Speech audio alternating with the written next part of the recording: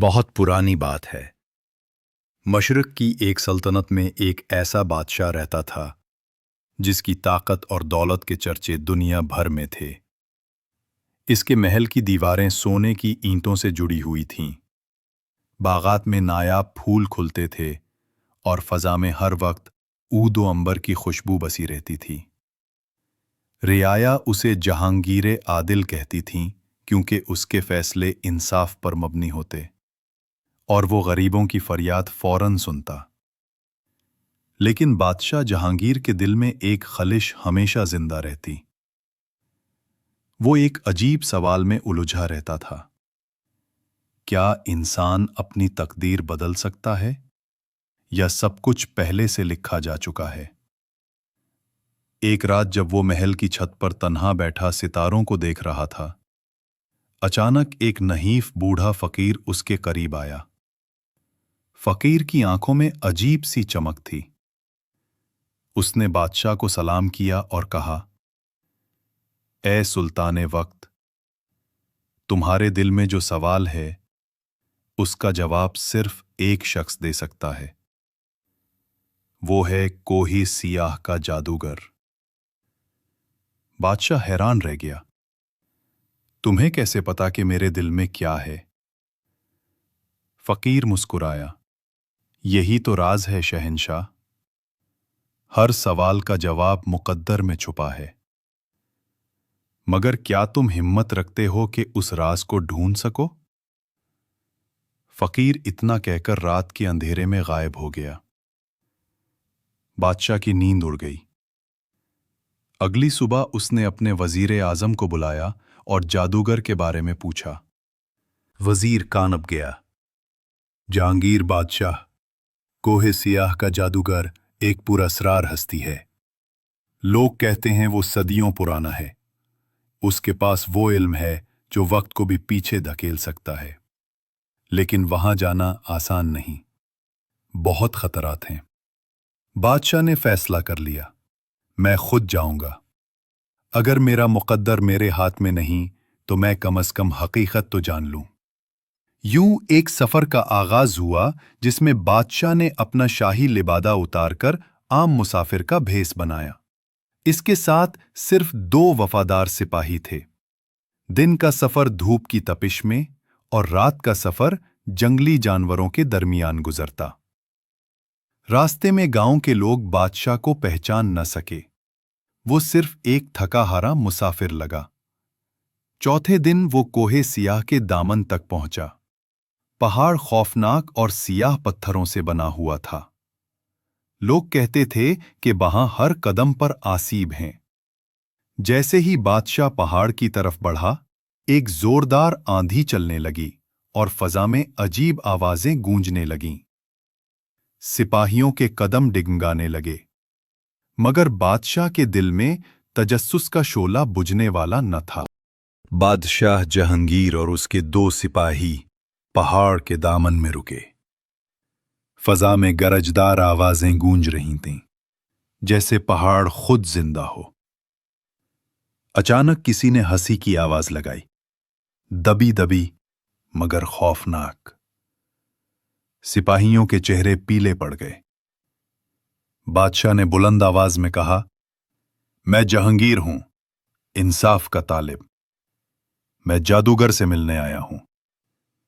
اگر کوئی طاقت مجھے روکنا چاہتی ہے تو سامنے آ جائے۔ اتنا کہنا تھا کہ پہاڑ کی چٹان ہلی اور ایک پتھر کے دروازے جیسا دہانہ کھل گیا۔ اندر سے نیلا دھواں اٹھا اور ایک راستہ نظر آیا جو اندھیرے میں گم ہو رہا تھا۔ سپاہیوں نے کانپتے ہوئے کہا، جہانگیر بادشاہ، یہ شاید جادو ہے، ہمیں واپس چلنا چاہیے۔ لیکن بادشاہ آگے بڑھ گیا۔ وہ جانتا تھا کہ سچائی آسانی سے نہیں ملتی۔ جیسے ہی وہ غار میں داخل ہوا، ہوا کا دباؤ بدل گیا۔ اندر دیواروں پر عجیب نشان کندہ تھے جو روشنی بکھیر رہے تھے۔ ان نشانات میں کبھی شیر کا چہرہ بنتا تو کبھی انسان کی آنکھ۔ غار کے آخر میں ایک وسیع ہال تھا۔ वहां मशलें खुद बखुद जलने लगीं। तख्त पर एक तवील कामत शख्स बैठा था। उसकी दाढ़ी बर्फ की तरह सफेद, आंखें सुर्ख लिदीरारों की तरह चमक रही थीं। यही कोही सियाह का जादूगर था। जादूगर ने गंभीर आवाज में कहा, तो आखिरकार तुम आ ही गए जहांगीर। सदियों से ये लम्हा मेरा इंतजार था। बादशाह हैरान हुआ। तुम मेरा नाम कैसे जानते हो? जादूगर मुस्कुराया। वक्त के पर्चे मेरे लिए कोई राज नहीं। मैंने तुम्हें बचपन में भी देखा है और बुढ़ापे में भी। तुम जिस तकदीर को जानने आए हो वो मेरे इल्म में है, मगर याद रखो, हर राज की कीमत होती है।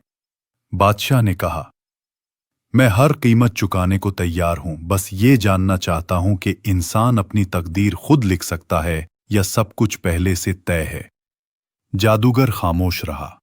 फिर उसने अपनी हथेली पर एक आईना सा बनाया जिसमें अजीब मनाजिर नजर आने लगे। पहले मंजर में जहांगीर को एक जालिम बादशाह के तौर पर दिखाया गया, जो रियाया पर जुल्म करता है, महल खून से भरे हैं और सल्तनत बर्बाद हो रही है।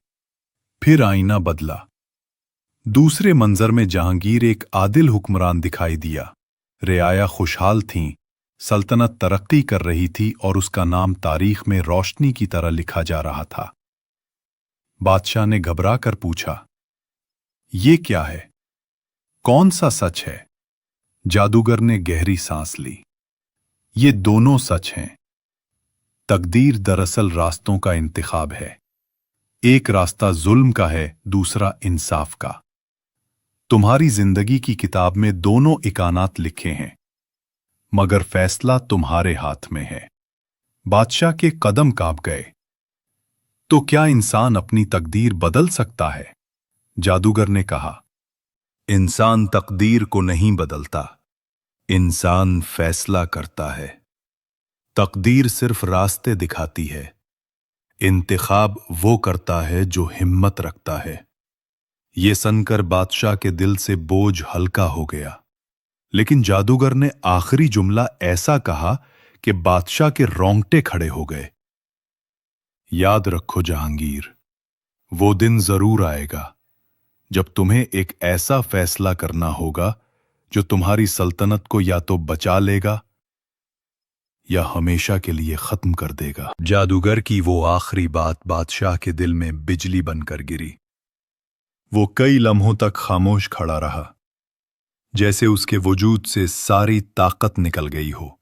फिर उसने संभल कर कहा, ऐ जादूगर, अगर मेरा फैसला मेरी सल्तनत की तकदीर बदल सकता है, तो क्या तुम मुझे बता सकते हो कि वो लम्हा कब आएगा?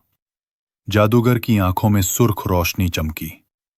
वक्त अपनी सरहदों का राज किसी को नहीं देता बादशाह। मैं सिर्फ इतना कह सकता हूं कि जब तुम्हारे सामने दोस्ती और दुश्मनी के बीच फैसला होगा, वही लम्हा होगा। ये कहकर जादूगर ने अपनी हथेली पर फूंक मारी। अचानक गार में हवा का तूफान चलने लगा। मशालें बुझ गईं और जमीन हिलने लगी।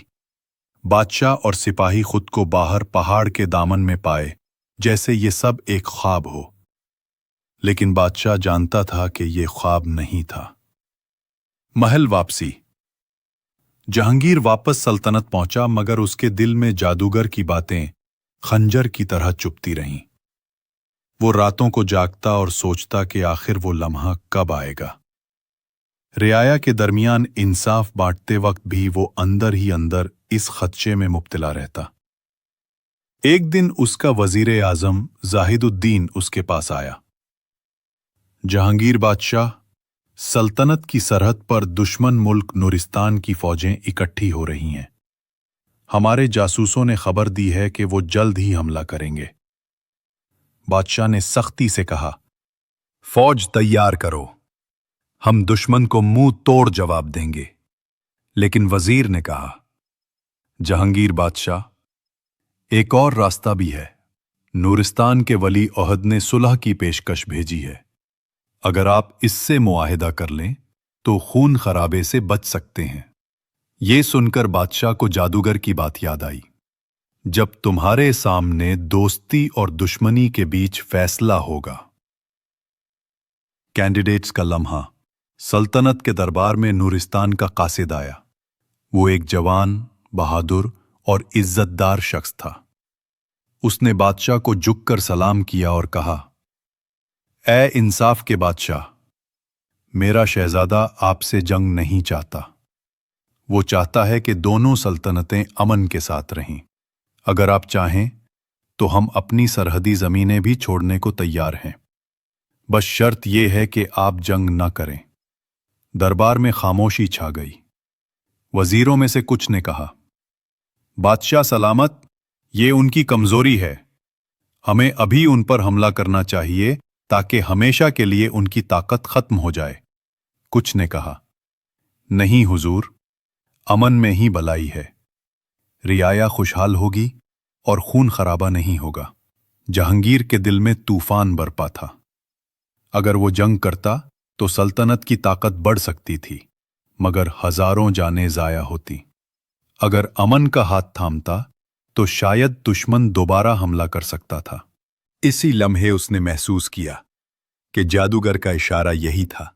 यही वो फैसला था जो उसकी सल्तनत का मुकद्दर लिखने वाला था। बादशाह ने कासिद की तरफ देखा। उसकी आंखों में सच्चाई थी। जहांगीर ने कहा, मैं जंग नहीं चाहता। जाकर अपने शहजादे से कह दो कि जहांगीर ने अमन का रास्ता चुना है। हम भाई की तरह रहेंगे, दुश्मन की तरह नहीं। ये सुनकर कासिद की आंखों में आंसू आ गए। वो झुककर बोला, बादशाह सलामत, आपका ये फैसला तारीख में हमेशा सुनहरी अल्फाज में लिखा जाएगा। नतीजा। यूं दोनों सल्तनतों के दरमियान एक ऐसा मुआहिदा हुआ जिसने बरसों तक अमन कायम रखा। रुआया खुशहाल हुई, बाजार आबाद हुए और इल्म हुनर का चर्चा होने लगा।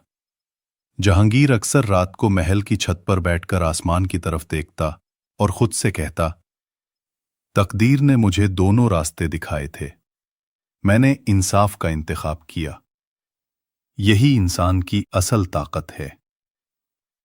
इस लम्हे उसे फकीर और जादूगर दोनों की बात समझ में आ गई थी।